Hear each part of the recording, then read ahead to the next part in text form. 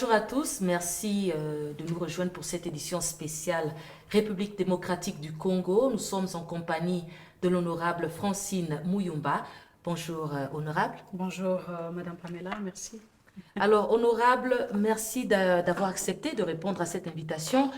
Nous parlons donc de la RDC, qui est votre pays, la République démocratique du Congo, et plus précisément ce récent accord signé par la République démocratique du Congo avec le Rwanda sous l'égide des États-Unis. Quels sont pour vous les principaux points de cet accord qu'on peut retenir aujourd'hui? Merci beaucoup, Madame Pamela. C'est pour moi vraiment un plaisir de me retrouver une fois de plus avec vous. L'accord de Washington entre la République démocratique du Congo n'est pas en soi une mauvaise chose. C'est une bonne chose parce qu'aucun Congolais ne peut être contre un accord de paix. Néanmoins, ce n'est pas la première fois que la RDC signe un accord de paix avec le Rwanda. Est-ce que la République démocratique du Congo doit se contenter de signatures d'accords pendant presque 30 ans aujourd'hui et les problèmes ne trouvent pas de solution? La question est celle de savoir si réellement cet accord va ramener la paix en République démocratique du Congo. Je ne sais pas vous en dire plus sur le point qui constitue l'accord en question parce que le peuple congolais n'a pas été consulté et comme vous le savez, le Parlement non plus n'a pas été impliqué dans l'accord, chose qui viole l'article 214 de la Constitution de la République démocratique du Congo. Donc, l'accord, il n'y a pas la transparence là-dessus parce qu'il n'y a pas eu débat au Parlement, par exemple.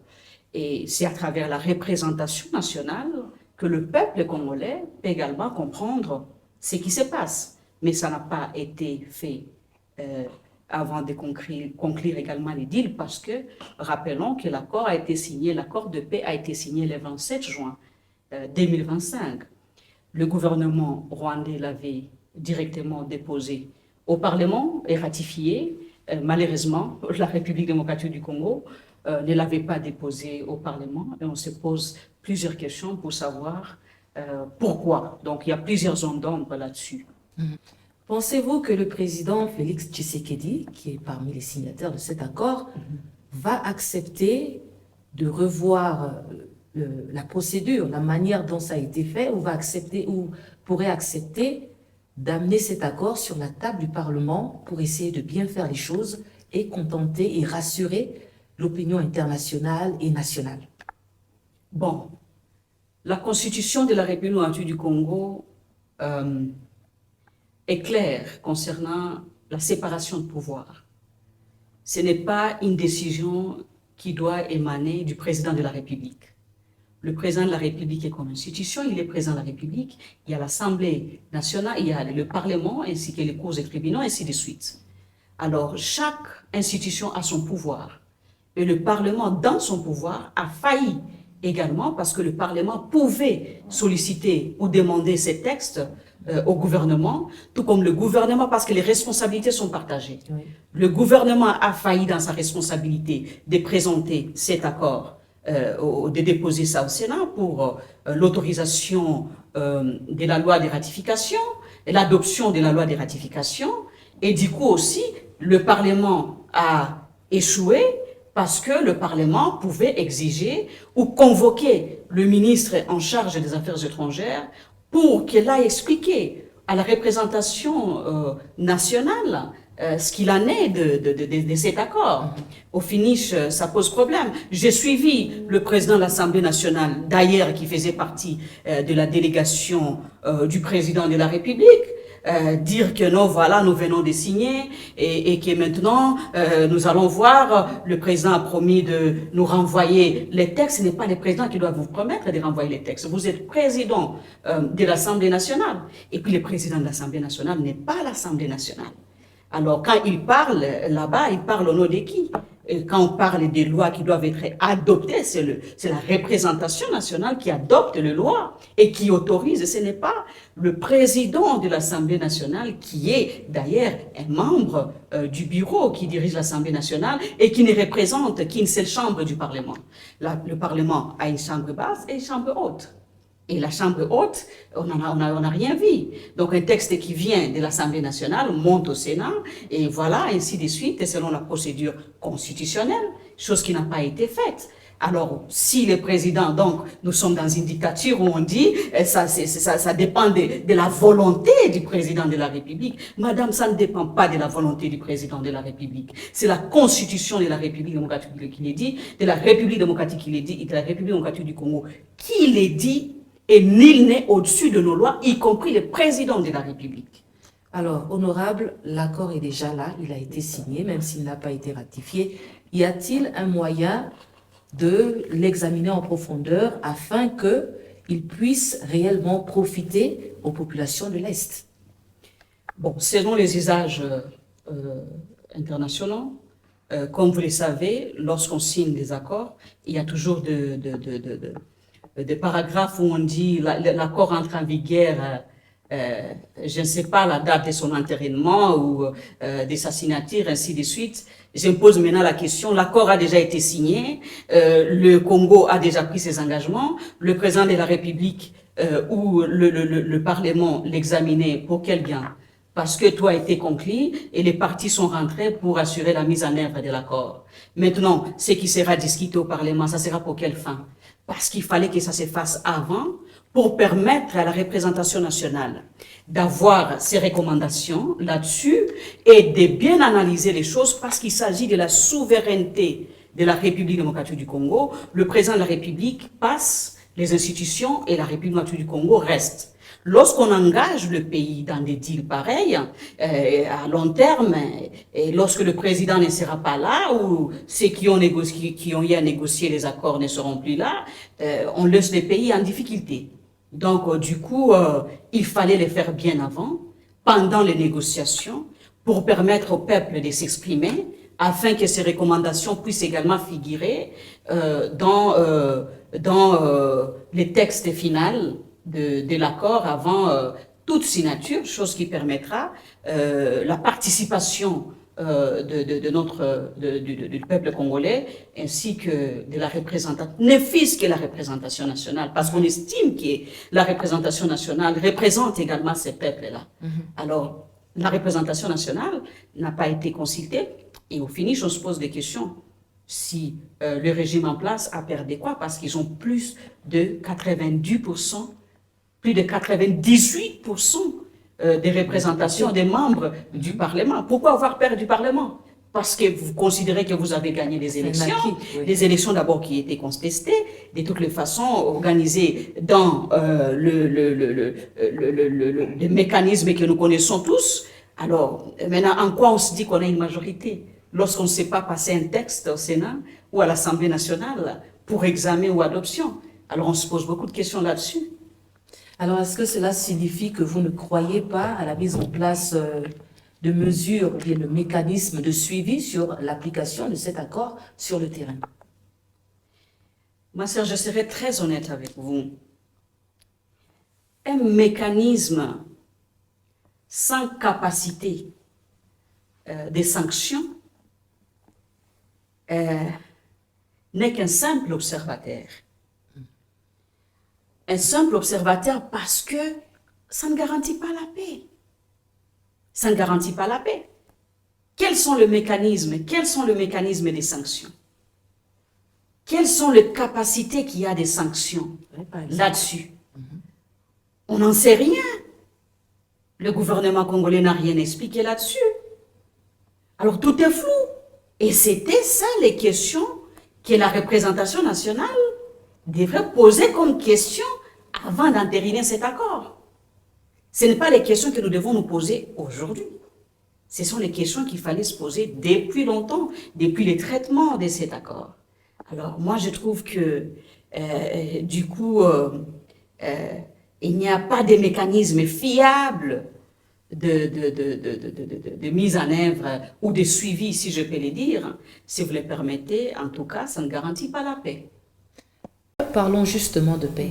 Quelles sont selon vous les mesures ou bien les solutions qui peuvent être amenées à concrétiser la paix sur le terrain? Quelles sont les solutions? Parce que depuis, on parle toujours de signature d'accords de paix. Bon, on rencontre les rebelles, certains parlent de payer les chefs rebelles, d'autres parlent de les insérer dans le gouvernement. Mais à ce jour, ça fait plus de 27 ans que la situation dure. Quelles pourraient être des solutions concrètes qui pourraient réellement ramener la paix sur le territoire congolais? Bon. La cohésion nationale est très capitale. Pourquoi? Parce que nous devons être le maître de maîtres qui doivent apporter des solutions à nos problèmes. Il nous faut des solutions congolaises aux problèmes congolais. Et sincèrement,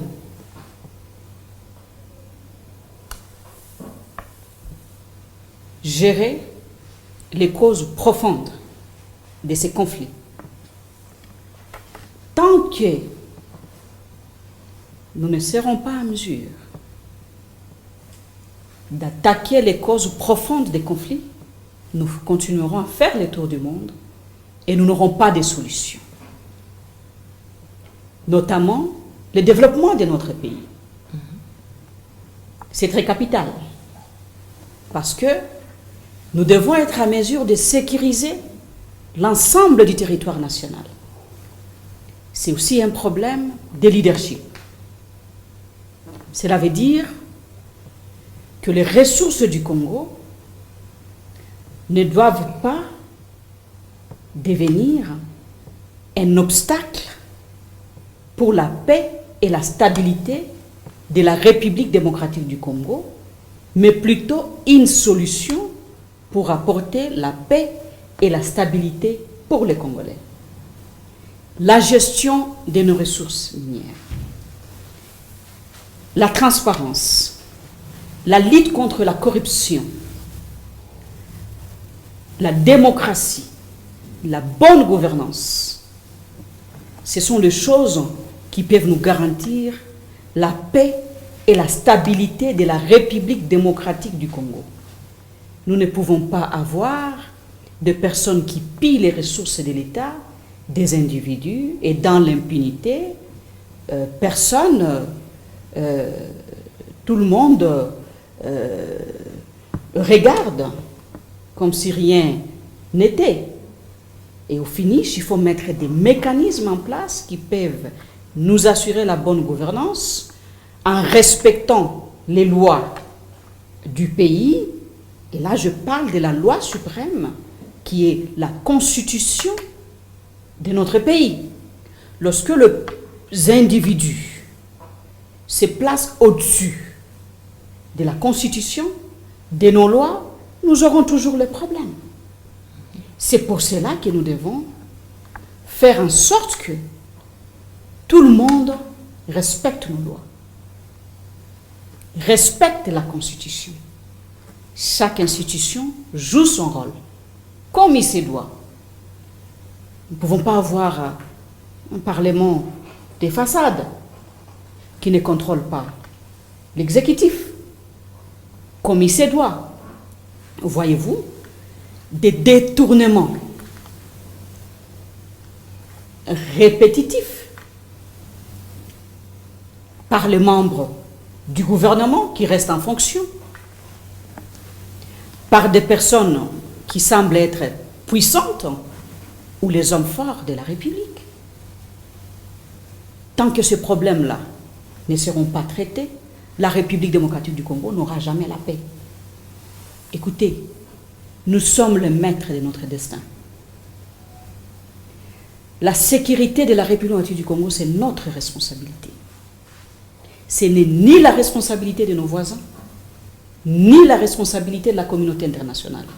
c'est tout d'abord la responsabilité de la République démocratique du Congo.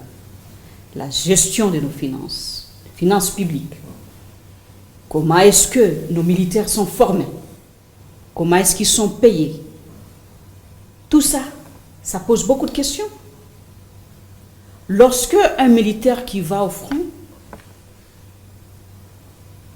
n'est pas, par exemple, bien payé, bien formé, nous attendons résultat, je ne pense pas. Lorsque nous n'arrivons pas à investir comme il se doit dans notre armée, attendons-nous un résultat? Non, je ne pense pas. Lorsque l'argent qui est censé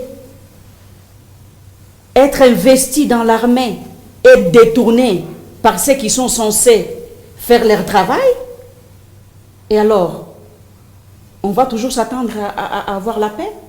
Je ne pense pas. Lorsque j'étais au Parlement, au Sénat, j'ai dirigé la commission des relations extérieures. On auditionnait les ministres des Affaires étrangères. J'étais la présidente de la commission. La commission avait d'autres membres de la commission qui sont des personnes vraiment expérimentées, des anciens ministres des Affaires étrangères de la République démocratique du Congo. Lorsque cette guerre a commencé, on avait convoqué les ministres des Affaires étrangères, je me rappelle à l'époque, le ministre Lutundula. Au Sénat, j'ai présidé la commission et on avait formulé des recommandations au gouvernement pour essayer de voir comment mettre fin à cette guerre. Dès la tombée, dès la chute de Bunagana, on avait dit au gouvernement, c'est maintenant qu'il faut négocier. Parce que si les M23 avancent, ça sera difficile de négocier comme il se doit. Le gouvernement nous avait rassuré que ils avaient tout ce qu'il fallait pour mettre hors du territoire national l'AFC M23. Jusqu'à ce que le Nord Kivu est parti, Goma est tombé, Bukavu également, et ils avancent.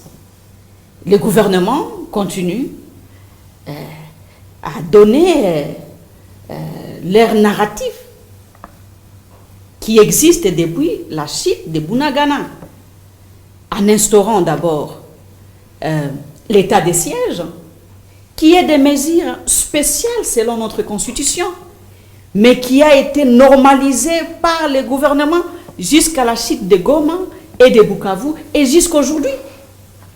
L'état de siège qui ne produit pas des résultats. Qu'est-ce qu'on en fait? On garde des statu quo et au finish, on n'a pas de solution. Alors, honorable, je vais citer l'une des phrases que vous avez données un peu au départ.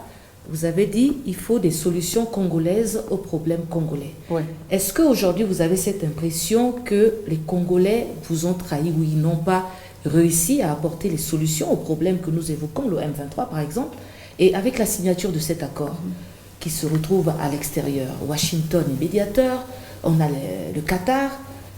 Est-ce que vous avez donc cette impression que non seulement les Congolais ne vous ont pas satisfait, n'ont pas apporté les solutions qu'il fallait au peuple, mais peut-être à une plus large étendue, l'Afrique, parce que on dit aussi il faut des solutions africaines aux problèmes africains. On a l'Union africaine qui est là. Est-ce que c'est tout un échec du peuple africain, pas seulement du peuple congolais, dans la gestion de cette crise? Merci. Je vais vous répondre, Madame Pamela, en 3 phases. Premièrement, je vais m'appesantir sur la responsabilité nationale.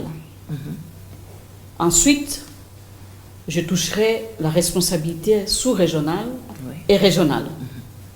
Et enfin, je conclurai avec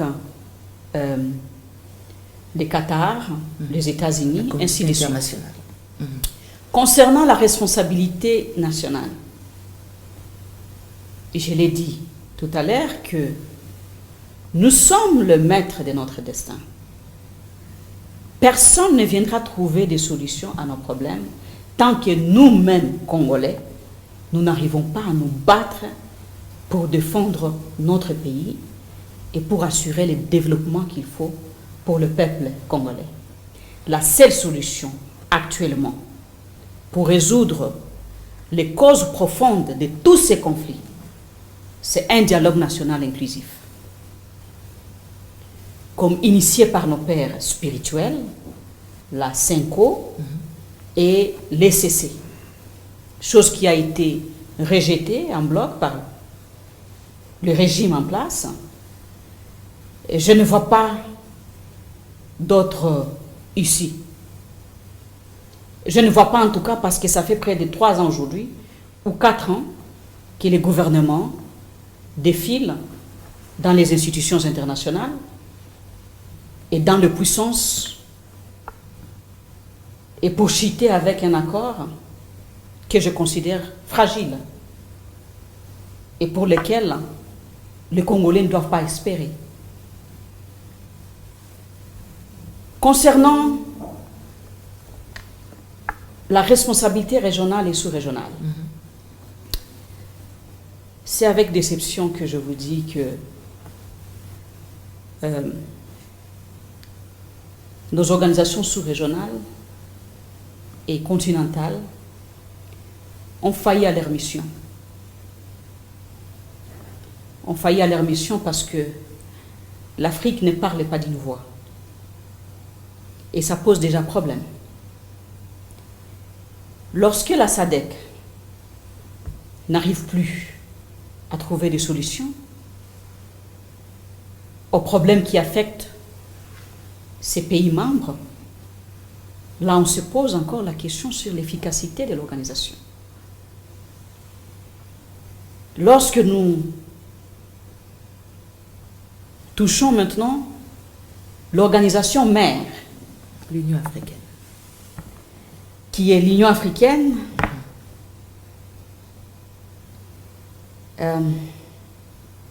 ça fait mal au cœur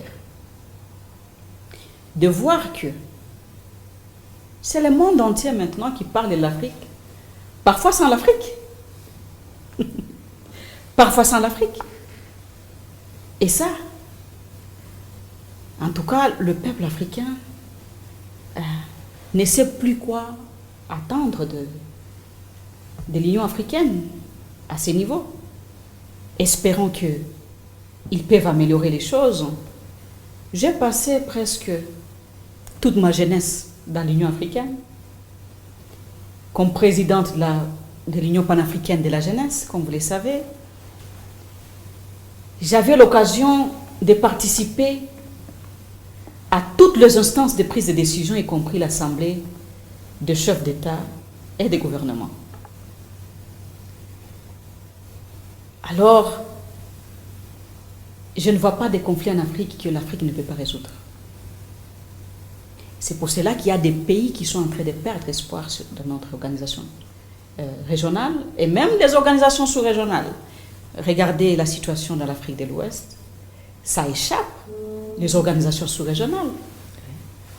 Et du coup, il y a des pays qui se prennent en charge et qui se disent, qui claquent la porte en disant que non, nous ne faisons plus partie de notre organisation ou l'organisation sous-régionale, nous nous prenons en charge et voilà, nous nous engageons sans vous.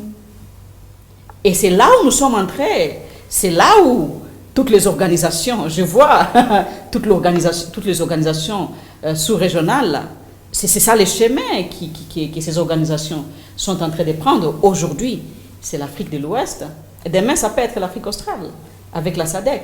L'Afrique de l'Est, c'est déjà presque le cas. Vous prenez l'Afrique centrale, n'en parlons même pas. Donc, je ne sais pas même à quoi servent toutes ces organisations sous-régionales. Mais en diplomate, je reste un tout petit peu convaincue que si les gens s'engagent, les solutions peuvent être trouvées dans la mesure du possible. Si la volonté politique, il y en a. Et du coup aussi, en chitant avec Qatar et Washington, bon, voyons voir parce que on a vu le gouvernement négocier avec l'AFC M23 pendant presque 5 mois à Doha. Mais les combats continuent. Les combats continuent et la population souffre. Il n'y a pas de résultats. Où est le problème? Est-ce que ceux qui dirigent pensent plus à préserver ou à protéger leurs fauteuils qu'à mettre les intérêts du pays au-dessus de ce qu'ils sont en politique? Alors, honorable, outre le fait que le gouvernement de la République démocratique du Congo a eu, on peut dire, un vice de forme ou un vice de procédure en ce qui concerne la signature de cet accord, est-ce que ça signifie qu'on ne peut pas parler d'un tournant diplomatique historique? En tout cas, ça n'engage que moi, mais laissez-moi vous dire que non, parce que vous êtes tous témoins, je pense. L'accord a été signé dans un climat de méfiance totale entre les deux gouvernements ou les deux présidents. Et du coup, on se pose beaucoup de questions pour savoir la suite de l'accord. Lorsqu'en diplomatie, on signe un accord de paix, on ne peut pas, en tout cas, se séparer sans une poignée de main. En diplomatie, la méfiance qu'on a observée en dit beaucoup, si on peut le dire, même si une poignée de main n'est pas le retour de la paix. Néanmoins, c'est significatif, si je peux le dire, en termes de résolution des conflits, parce qu'on ne peut pas avoir des personnes qui décident de mettre fin aux hostilités et de ramener la paix, qui n'arrivent même pas à se regarder dans les yeux, et même à s'étendre la main. Alors, qui trompe qui au finish? C'est pas quelque chose pour lequel nous devons tous nous contenter, pour dire que non, voilà, ça va mettre fin à la guerre. Est-ce que l'espoir du peuple congolais doit toujours continuer à être dans le papier? Et je ne pense pas. Le peuple congolais a besoin du concret. On va chuter avec cet accord et peut-être revenir un peu sur les principaux acteurs. La République démocratique du Congo et le Rwanda. Alors, ils ont signé cet accord économique, mais est-ce que politiquement, il y a quelques zones d'ombre ou bien il y a encore quelques frictions qui pourraient faire en sorte que demain après-demain, la situation demeure instable, le conflit persiste à l'est du pays? Avec mon expérience, qui n'est pas aussi... je ne vais pas dire que je suis mieux que tout le monde.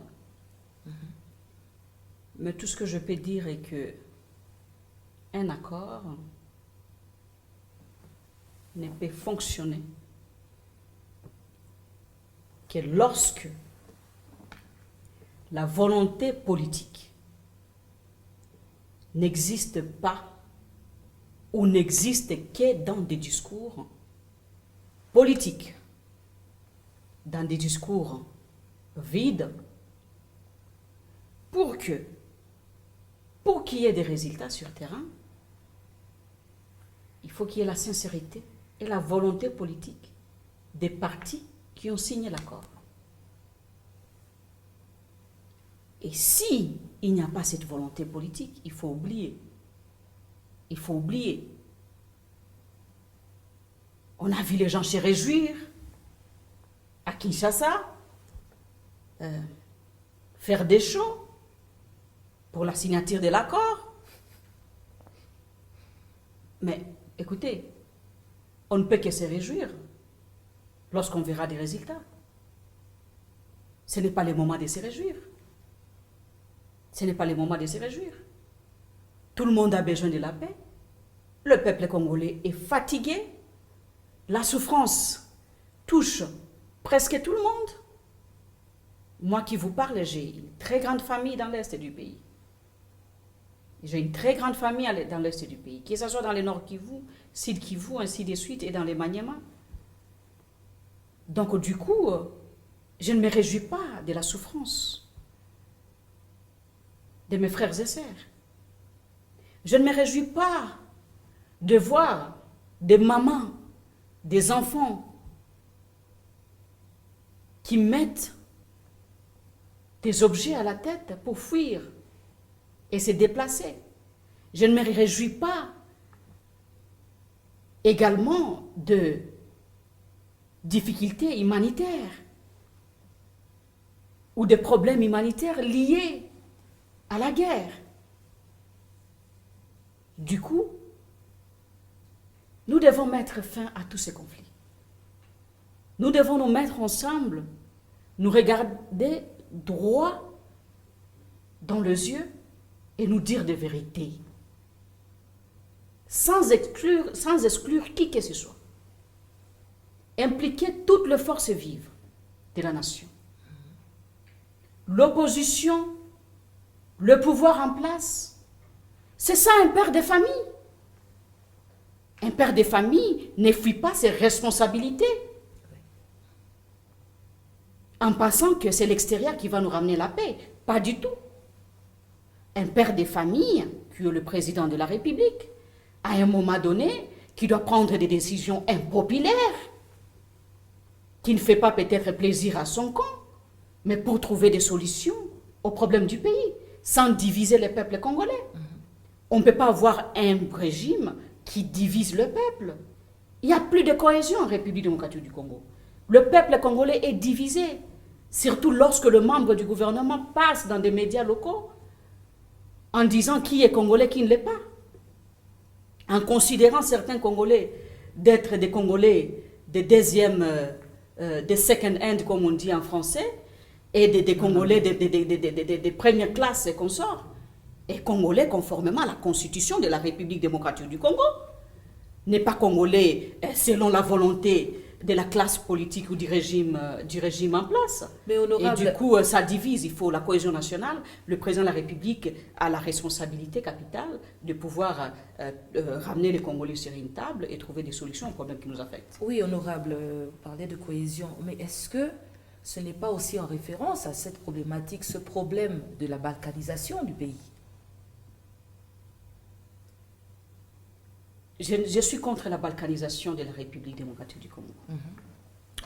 Je crois à un Congo uni et prospère. Un Congo où chaque Congolais se sent protégé. Un Congo où d'autres Congolais ne vivent pas dans la peur de la discrimination. Un Congo où nous devons nous respecter mutuellement. C'est possible. C'est possible et nous avons cette responsabilité. Quand on est leader, on rassemble, on ne divise pas. Lorsqu'on divise, on n'est plus leader. Le leadership vous échappe. Et lorsqu'il y a des problèmes, trouvez des solutions. Et lorsque vous maquillez de solutions, vous vous trompez vous-même. Parce que même après avoir mis le make-up, parce que ces derniers temps, le make-up, ça couvre presque tout. Il suffit de vous jeter dans la piscine et sortir de là pour voir la beauté de quelqu'un.